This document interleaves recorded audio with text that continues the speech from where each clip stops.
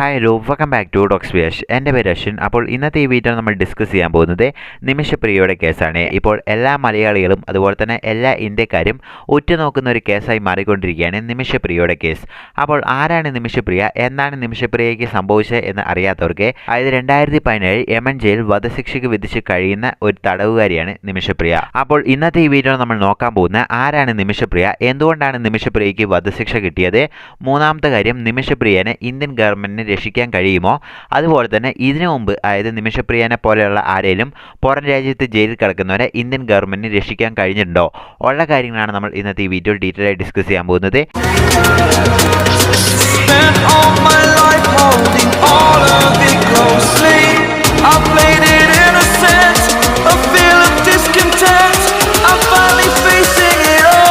അപ്പോൾ ആദ്യം തന്നെ ആരാണ് നിമിഷപ്രിയ, അതുപോലെ തന്നെ ഇന്ത്യൻ ഗവൺമെൻറ്റിന് നിമിഷപ്രിയനെ രക്ഷിക്കാൻ കഴിയുമോ, അതുപോലെ തന്നെ ഇന്ത്യൻ ഗവൺമെൻറ് ഇതിനു മുമ്പ് ആരെയും രക്ഷിച്ചിട്ടുണ്ടോ എന്ന കാര്യങ്ങളാണ് നമ്മൾ നോക്കാൻ പോകുന്നത്.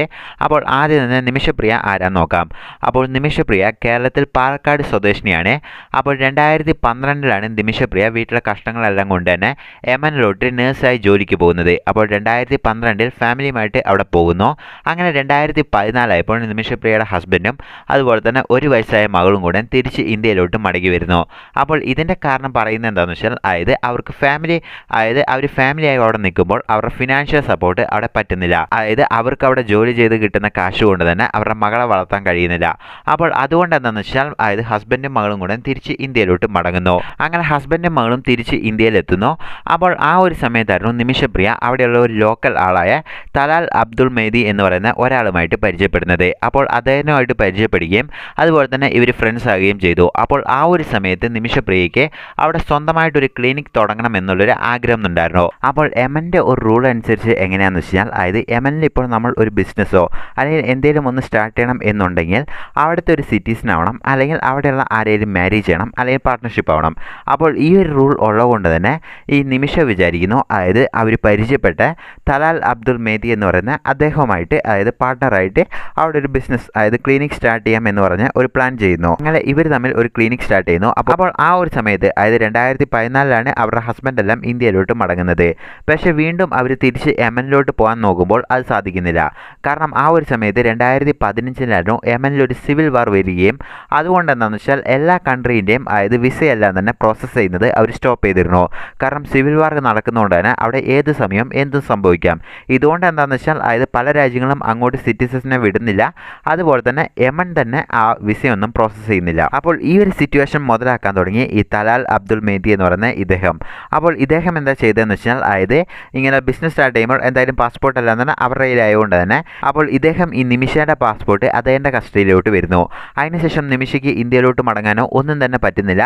പക്ഷേ ഈ പാസ്പോർട്ട് തിരിച്ചു വയ്ക്കുമ്പോൾ അദ്ദേഹം കൊടുക്കുന്നില്ല. അദ്ദേഹം മെല്ലെ മെല്ലെ ഹറാസ് ചെയ്യാൻ തുടങ്ങി. അപ്പോൾ ഇങ്ങനൊരു സിറ്റുവേഷനിൽ താൻ അകപ്പെട്ടും എന്ന് മനസ്സിലാക്കിയ നിമിഷ 2016 തൻ്റെ വിസ ഇങ്ങനെ ഈ തലാൽ എന്ന് പറയുന്ന ഇദ്ദേഹം കസ്റ്റഡിയിൽ എടുത്തിരിക്കുകയാണ്. അതുകൊണ്ട് എന്താണെന്ന് വെച്ചാൽ അവിടെയുള്ള ലോക്കൽ പോലീസിൽ കംപ്ലയിൻറ്റ് ചെയ്യുന്നത്. അപ്പോൾ ലോക്കൽ പോലീസും ഇത് അന്വേഷിച്ച് ഇത് സത്യമാണെന്ന് മനസ്സിലാക്കിയപ്പോൾ അദ്ദേഹം എന്താണെന്ന് വെച്ചാൽ അദ്ദേഹം ജയിലിൽ അടക്കിയായിരുന്നു 2014. അങ്ങനെ ഇദ്ദേഹം ജയിലിൽ പോയതിനു ശേഷം ഇദ്ദേഹം അവിടെയുള്ള സിറ്റിസൺ ആയതുകൊണ്ട് തന്നെ ഇദ്ദേഹം അവിടെയുള്ള കോടതി വെറുതെ വിടുന്നു. അപ്പോൾ അദ്ദേഹം തിരിച്ച് വീണ്ടും വന്നു കഴിഞ്ഞപ്പോൾ വീണ്ടും പ്രശ്നം തുടങ്ങി. ഇദ്ദേഹത്തിന് എതിരെ കേസ് കൊടുത്ത് ഇദ്ദേഹം ജയിലിൽ പോയ ആ ഒരു ഫ്രസ്ട്രേഷനും അതുപോലെ തന്നെ ഈ നിമിഷേനായിട്ട് കുറേയധികം മെൻ്റലി ഹറാസ് ചെയ്യാനും തുടങ്ങി. അതുപോലെ തന്നെ ഇവർ തമ്മിൽ പാർട്ട്ണർ ചെയ്തിട്ടാണ് ആ ക്ലിനിക് സ്റ്റാർട്ട് ചെയ്തത്. അപ്പോൾ ആ ക്ലിനിക്കിൻ്റെ റവന്യൂ എല്ലാം തന്നെ ഇദ്ദേഹത്തിന് കൂടുതലും വേണം, അതുപോലെ തന്നെ ഇദ്ദേഹത്തിൻ്റെ അക്കൗണ്ടിലോട്ടാണ് പോകാൻ തുടങ്ങിയത്. അപ്പോൾ ഈ ഒരു സിറ്റുവേഷൻ നിമിഷ കറക്റ്റായിട്ട് പെട്ടു. പക്ഷേ ഈ ഒരു സിറ്റുവേഷൻ നിമിഷ കേസ് കൊടുത്തിട്ടും പാസ്പോർട്ട് തിരിച്ചു കൊടുത്തിട്ടില്ല എന്ന് പല റിപ്പോർട്ടുകളും പറയുന്നുണ്ട്. പക്ഷേ പലരും പറയുന്നത് എന്താണെന്ന് വെച്ചാൽ കേസ് കൊടുത്തപ്പോൾ തന്നെ പാസ്പോർട്ട് റിട്രൈവ് ചെയ്ത് കൊടുത്തു എന്ന് പറയുന്നുണ്ട്. അപ്പോൾ ഇത് രണ്ടും ഇതുവരെയും എല്ലാ ന്യൂസ് ചാനലിലും ഇതുവരെയും ഒരു കൺഫേം ആയ ഒരു ന്യൂസ് അല്ല. അപ്പോൾ ഇതുകൊണ്ട് എന്താണെന്ന് വെച്ചാൽ പാസ്പോർട്ട് തിരിച്ചു കിട്ടിയിട്ടില്ല എന്നാണ് പലയിടത്തും സ്ട്രോങ് ആയി പറയുന്നത്. അങ്ങനെ ഈ വീണ്ടും ഈ തലാലിൻ്റെ ശല്യവും ഉപദ്രവവും കൂടാൻ തുടങ്ങിയപ്പോൾ നിമിഷ ഒരു പ്ലാൻ ചെയ്യുന്നു. ഇദ്ദേഹത്തിനെ സെഡോസിൻ ചെയ്തിട്ട് അവിടെ നിന്ന് രക്ഷപ്പെട്ട് പാസ്പോർട്ടും എടുത്ത് പോകാം എന്ന് പറഞ്ഞ ഒരു പ്ലാനിലോട്ട് നിമിഷ വരുന്നു. അങ്ങനെയാണ് ഇദ്ദേഹത്തിന് ഡ്രഗ്സ് കൊടുക്കുന്നത് 2017 ജൂലൈ ആ സമയത്ത് ചെയ്യുന്നു. പക്ഷേ ഇൻജെക്ട് ചെയ്തപ്പോൾ നിമിഷയ്ക്ക് അത് ഓവർഡോസായി മാറി. അപ്പോൾ ഓവർഡോസ് കാരണം എന്താ സംഭവിച്ചതെന്ന് വെച്ചാൽ ഇദ്ദേഹം മരണപ്പെടുന്നു. അപ്പോൾ പെട്ടെന്ന് തന്നെ പാനിക്കായ ഈ നിമിഷയ്ക്ക് അടുത്ത് എന്ത് ചെയ്യണമെന്ന് അറിയാത്തതുകൊണ്ട് തന്നെ തൻ്റെ അടുത്ത ഒരു നൈബറായ ഹനാൻ എന്ന് പറയുന്ന അദ്ദേഹം ഒരു നേഴ്സാണ്, അദ്ദേഹത്തെ വിളിച്ചു വരുന്നു. അപ്പോൾ ഹനാൻ എന്ന് പറഞ്ഞ അദ്ദേഹം അവിടെയുള്ള ഒരു സിറ്റിസനാണ്. അപ്പോൾ അദ്ദേഹത്തിനെ വിളിച്ചു വരുത്തിയപ്പോൾ ഇദ്ദേഹം മരണപ്പെട്ടു എന്ന് കൺഫേം ആയപ്പോൾ ഇവർ രണ്ടുപേരും ഇദ്ദേഹത്തിൻ്റെ തല അറുത്ത് അവിടെയുള്ള ഒരു വാട്ടർ ടാങ്കിലോട്ട് തള്ളിയിട്ട് അവിടെ നിന്ന് നിമിഷ എസ്കേപ്പ് ആവാൻ ശ്രമിക്കുന്നു. അതിനുശേഷം ഏകദേശം 200 കിലോമീറ്റർ അപ്പുറത്തുള്ള വേറൊരു ആശുപത്രിയിൽ പോയിട്ട് ഈ നിമിഷ ജോലിക്ക് കയറുകയായിരുന്നു ഉണ്ടായിരുന്നത്. അപ്പോൾ ആ ഒരു സമയം തൊട്ട് ഈ തലാൽ എന്ന് പറയുന്ന ഇദ്ദേഹത്തെ കാണാതായ ആ ഒരു സമയം തൊട്ടാണ് അദ്ദേഹത്തിൻ്റെ ഫാമിലി പോയി കേസ് കൊടുക്കുകയും അപ്പോൾ അവിടെയുള്ള ലോക്കൽ പോലീസ് എല്ലാം അന്വേഷിക്കുകയും തുടങ്ങി. അങ്ങനെയാണ് ഓഗസ്റ്റ് മാസം, അതായത് 2017 ഓഗസ്റ്റ് മാസം ഈ നിമിഷേനെ അറസ്റ്റ് ചെയ്യുന്നത്. അപ്പോൾ നിമിഷേനെ അറസ്റ്റ് ചെയ്ത് പിന്നീടുള്ള അന്വേഷണത്തിലാണ് ഈ ഹനാൻ എന്ന് പറയുന്ന ഇദ്ദേഹത്തിനും ഇതിൽ പങ്കുണ്ട് എന്ന് മനസ്സിലാക്കി ഇവർ രണ്ടുപേരും അറസ്റ്റ് ചെയ്യുന്നത്. അങ്ങനെ ഈ നിമിഷേനെ അറസ്റ്റ് ചെയ്ത് 3 വർഷമായപ്പോൾ തന്നെ അവിടെയുള്ള ട്രയൽ എല്ലാം കഴിഞ്ഞപ്പോൾ അവിടെയുള്ള ട്രയൽ കോഡ് നിമിഷയ്ക്ക് ഈ വധശിക്ഷ വിധിക്കുകയായിരുന്നു ഉണ്ടായിരുന്നത്. കൂടെ ഉണ്ടായിരുന്ന ഹനാൻ എന്ന് പറയുന്ന അദ്ദേഹത്തിന് ജീവപര്യന്ത ശിക്ഷയുമാണ് വിധിച്ചത്. അപ്പോൾ ഇതിനുശേഷം നിമിഷ പലതരം അപ്പീലുകൾ നടത്തുന്നു. അതിനുശേഷം ഇതായത് ഇന്ത്യൻ ഗവൺമെൻറ് ഇതിലോട്ട് ഡയറക്റ്റ് ഇൻവോൾവ്മെൻറ്റ് ചെയ്യുന്നു. അങ്ങനെയെല്ലാം തന്നെ പലതവണ വീണ്ടും അപ്പീൽ റിജക്റ്റ് ചെയ്യുന്നു. അതിനുശേഷം അവിടെയുള്ള സുപ്രീം കോടതിയിൽ, അതായത് യമനിലുള്ള സുപ്രീം കോടതിയിൽ പോയി അപ്പീൽ ചെയ്യുന്നു. പക്ഷേ സുപ്രീം കോടതിയും ഈ ഒരു കേസിൽ ഫുള്ളായിട്ടും റിജക്റ്റ് ചെയ്ത് കളയുകയായിരുന്നു അപ്പീലിന് ഉണ്ടായിരുന്നത്. അപ്പോൾ ഇതാണ് യഥാർത്ഥത്തിൽ ആ കേസിൽ സംഭവിച്ചത്. ഇനി ഇന്ത്യൻ ഗവൺമെൻറ്റിന് അതായത് നിമിഷേനെ എങ്ങനെ തിരിച്ചു കൊണ്ടുവരാം, അതിനു മുമ്പ് ഇതേപോലത്തെ ആരെയും ഇതിനു മുമ്പ് കൊണ്ടുവന്നിട്ടുണ്ടോ എന്ന് നമുക്ക് നോക്കാം. അപ്പോൾ നമ്മൾ നോക്കുകയാണെങ്കിൽ അതായത് ഇതേപോലെ തന്നെ പലവട്ടം ഇന്ത്യൻ ഗവൺമെൻറ് ഇങ്ങനെയുള്ള പല പരിശ്രമം കൊണ്ട് ഇന്ത്യക്കാരെ തിരിച്ചു കൊണ്ടുവന്നിട്ടുണ്ട്. അതായത് UAE കൃഷ്ണൻ എന്ന് പറഞ്ഞ അദ്ദേഹത്തിനും വധശിക്ഷയായിരുന്നു വിധിച്ചിരുന്നത്. പക്ഷേ ആ ഒരു സമയത്ത് ഇന്ത്യൻ ബിസിനസ്മാനും കൂടിയായ യൂസഫ് അലിയും അതുപോലെ തന്നെ ഇന്ത്യൻ ഗവൺമെൻറ്റും ഇന്ത്യൻ എംബസിയും കൂടെ ഡിപ്ലോമാറ്റിക്കായിട്ട് അതിൽ ഇടപെട്ട് കൃഷ്ണനെ വീണ്ടും അവിടെ നിന്ന് അതായത് ബ്ലഡ് മണി കൊടുത്തിട്ട് ഏകദേശം 1 കോടി കൊടുത്തിട്ട് അദ്ദേഹത്തെ തിരിച്ച് ഇന്ത്യയിലോട്ട് കൊണ്ടുവരികയായിരുന്നു ചെയ്തത്. അതുപോലെ തന്നെ 2018 15 ഇന്ത്യൻ ആൾക്കാർക്കെതിരെ വധശിക്ഷ UAE വിധിച്ചിരുന്നു. അപ്പോൾ SP സിംഗ് എന്ന് പറഞ്ഞ അദ്ദേഹമായിരുന്നു പൈസ കൊടുത്ത് അവരെല്ലാം തിരിച്ചു കൊണ്ടുവന്നത്. അപ്പോൾ SP സിംഗ് അപ്പോൾ പറഞ്ഞ ഒരു കാര്യമുണ്ട്, അതായത് അവിടെ പോയി പണിയെടുക്കുന്ന എല്ലാവരും പാവപ്പെട്ടവരാണ്, ആ ഒരു അവസ്ഥ മനസ്സിലാക്കിയിട്ടാണ് ഞാൻ ഇവരെ തിരിച്ചു കൊണ്ടുവരുന്നത് എന്ന് പറഞ്ഞിട്ടായിരുന്നു അവരെ തിരിച്ചു കൊണ്ടുവന്നത്.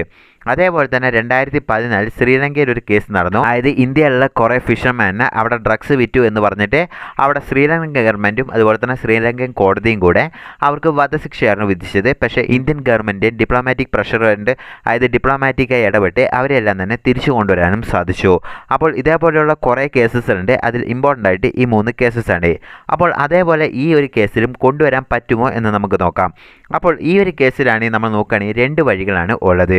ഒന്നാമത്തെ എന്താണെന്ന് വെച്ചാൽ ബ്ലഡ് മണി, അതിലൂടെ നമുക്ക് പിന്നെ കിടക്കാം. അതിന് മുമ്പ് തന്നെ ഇന്ത്യൻ ഗവൺമെൻറ് എന്ത് ചെയ്യാൻ പറ്റും എന്ന് നമുക്ക് നോക്കാം. ഒന്നാമത്തെ എന്താണെന്ന് വെച്ചാൽ ഇന്ത്യൻ എംബസി ഡയറക്റ്റ് ആയിട്ട് ഈ ഒരു കേസിൽ ഇടപെട്ടിട്ടുണ്ട്. ഇതിൻ്റെ സ്റ്റാർട്ടിംഗ് സ്റ്റേജ് തൊട്ട് തന്നെ, അതായത് ജോയിൻ്റ് ആയിട്ട് വർക്ക് ചെയ്യുന്നുണ്ട്. അതുപോലെ തന്നെ ഈ കേസിൽ ഫുള്ളായിട്ട് ലീഗൽ അസിസ്റ്റൻസും ഇന്ത്യൻ എംബസി കൊടുത്തുകൊണ്ടേ ഇരുന്നു. അതായത് ഈ ട്രയൽ സ്പീഡാക്കാനും അതുപോലെ തന്നെ ഓരോ കാര്യങ്ങളും വിഡ്രോ ചെയ്യാനും ഉള്ള കാര്യങ്ങളെല്ലാം തന്നെ ഇന്ത്യൻ എംബസി ഇതിൽ ഇടപെട്ടതാണ്. അതുപോലെ തന്നെ അവിടെയുള്ള എംബസിയും അതുപോലെ തന്നെ ലോക്കൽ ആൾക്കാരും അതുപോലെ തന്നെ അവിടെയുള്ള ഗവൺമെൻറ്റുമായി ഡിസ്കസ് ചെയ്ത് ഫെയർ ട്രീറ്റ്മെൻറ്റ്, അതായത് ജയിലിൽ പോയി കിടന്നാലും അവർക്ക് ഫെയർ ആയിട്ടൊരു ട്രീറ്റ്മെൻറ്റ് കൊടുക്കണം, അവരുടെ വെൽഫെയർ എല്ലാം കരുതിയിട്ട് ഇന്ത്യൻ എംബസി വർക്ക് ചെയ്യും. അതുപോലെ തന്നെ ഇന്ത്യൻ ഗവൺമെൻറ് ഇതിലോട്ട് ഡയറക്റ്റ് ആയിട്ട് ഇൻവോൾവ്മെൻറ്റ് ചെയ്യുകയാണെങ്കിൽ, അതായത് യമൻ ഗവൺമെൻറ്റുമായിട്ട് പലതവണ ഡിസ്കസ് ചെയ്യുന്നുണ്ട്, പക്ഷേ അവർ അതിനൊന്നും തന്നെ വഴങ്ങുന്നില്ല. അത് ഡിപ്ലോമാറ്റിക്കായിട്ട് പല പ്രശ്നങ്ങളുണ്ട്. അതായത് ഉദാഹരണം നോക്കുകയാണെങ്കിൽ ഇന്ത്യ കുറേയധികം രാജ്യങ്ങളുമായിട്ട് ഒരു ട്രീറ്റി സൈൻ ചെയ്തിട്ടുണ്ട്. ഇപ്പോൾ നമ്മുടെ സിറ്റിസൺഷിപ്പ് ആരെയും അവിടെ പോയിട്ട് എന്തെങ്കിലും കുറ്റം ചെയ്യുകയാണ്, അതിൽ അവരിങ്ങനെ ഒരു കുറ്റത്തിൽ പെടുകയാണ്, അവിടെയുള്ള ഗവൺമെൻറ് വിചാരിക്കുന്നു, അതായത് അവിടെയുള്ള കോർട്ട് ഇവർ ഗിൽറ്റിയാന്ന് വിചാരിച്ച് ഇവർക്ക് വധശിക്ഷ വിധിക്കുന്നു. അതായത് എന്തെങ്കിലും ഒരു ശിക്ഷ ജീവപര്യന്തോ അങ്ങനെ വിധിച്ചു കഴിഞ്ഞാൽ അവരെ ഈ ട്രീറ്റ് കാരണം അവരെ തിരിച്ച് ഇന്ത്യയിൽ കൊണ്ടുവന്ന് ഇന്ത്യൻ ജയിലിൽ കഴിയാനുള്ള സംവിധാനങ്ങളെല്ലാം തന്നെ പല ഗവൺമെൻറ്റുമായിട്ട് ഇന്ത്യൻ ഗവൺമെൻറ് ചെയ്തിട്ടുണ്ട്. പക്ഷേ ഇന്ത്യയും യമനുമായിട്ട് അത്രമാത്രമൊക്കെ ഒരു ഡിപ്ലോമാറ്റിക് റിലേഷൻഷിപ്പ് പണ്ട് തൊട്ടേ ഇല്ല എന്നുള്ളതാണ് എടുത്തു പറയേണ്ടത്. അതുകൊണ്ട് എന്താണെന്ന് വെച്ചാൽ ഡിപ്ലോമാറ്റിക് രീതിയിൽ വലിയ രീതിയിൽ ഇതിൽ ഉപയോഗം വരുന്നില്ല. ഇനി അടുത്ത എന്താണെന്ന് വെച്ചാൽ അതായത് ഈ സേവ് നിമിഷ ഇൻ്റർനാഷണൽ എന്ന് പറയുന്ന ഒരു കൗൺസിൽ തുടങ്ങിയിട്ടുണ്ട്. അപ്പോൾ ഇതിലെന്താണെന്ന് വെച്ചാൽ കുറേയധികം NRS ആൾക്കാരെല്ലാം വർക്ക് ചെയ്യുന്നത്. ഇനി അടുത്തൊരു പോസിബിലിറ്റി എന്താണെന്ന് വെച്ചാൽ അതായത് ബ്ലഡ് മണി എന്താണെന്ന് വെച്ചാൽ അതായത് ഈ നഷ്ടപ്പെട്ട ആ ഒരു കുടുംബത്തിന് ഇത്ര തുക അവർ ചോദിക്കും. ഇപ്പോൾ നമ്മൾ റീസെൻ്റ് ആയിട്ട് കൂടെ ഒരു കേസ് കണ്ടാണ്, റഹീമിൻ്റെ കേസ്. അതേപോലെ തന്നെ ഇത്ര അധികം തുക ചോദിക്കും. അപ്പോൾ ആ ഒരു തുക എല്ലാവരും കൂടെ കളക്ട് ചെയ്ത് കൊടുക്കുക, അതായത് സ്വന്തമായിട്ട് ഫാമിലിക്ക് അഫോർഡ് ചെയ്യാൻ പറ്റില്ലെങ്കിൽ കളക്ട് ചെയ്ത് കൊടുക്കുക. അപ്പോൾ ഈ ഒരു ബ്ലഡ് മണി ഇതിലോട്ട് വേണ്ടി അതായത് ഈ സേവ് നിമിഷ കൗൺസിൽ എന്ന് പറഞ്ഞാൽ അവർ ഗവൺമെൻറ്റിനോട് ഇടപെടണം എന്ന് പറഞ്ഞു.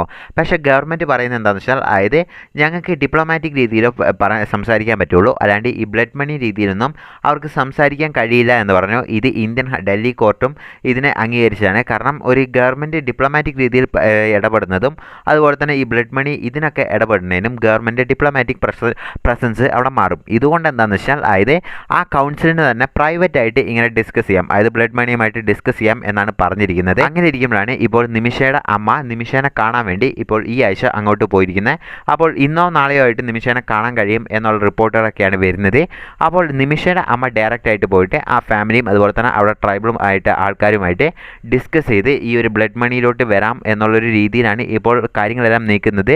അതുപോലെ തന്നെ പല NRIസും അതുപോലെ തന്നെ മലയാളീസ് എല്ലാം തന്നെ ഇത് ഫോളോ അപ്പ് ചെയ്യുന്നുണ്ട്. അതുപോലെ തന്നെ ഒരു ബ്ലഡ് മണിയിലോട്ട് വരികയാണെങ്കിൽ ഒരാളെയും കൂടെ വീണ്ടും ഇന്ത്യക്കാരും അതായത് ഒരു മലയാളീനെയും കൂടെ രക്ഷിക്കാൻ പറ്റും എന്നുള്ള വിശ്വാസത്തിലാണ് എല്ലാവരും ഉള്ളത്. നല്ലപോലെ നടക്കട്ടെ എന്ന് പറഞ്ഞുകൊണ്ട് ഈ വീഡിയോ അവസാനിക്കുകയാണ്.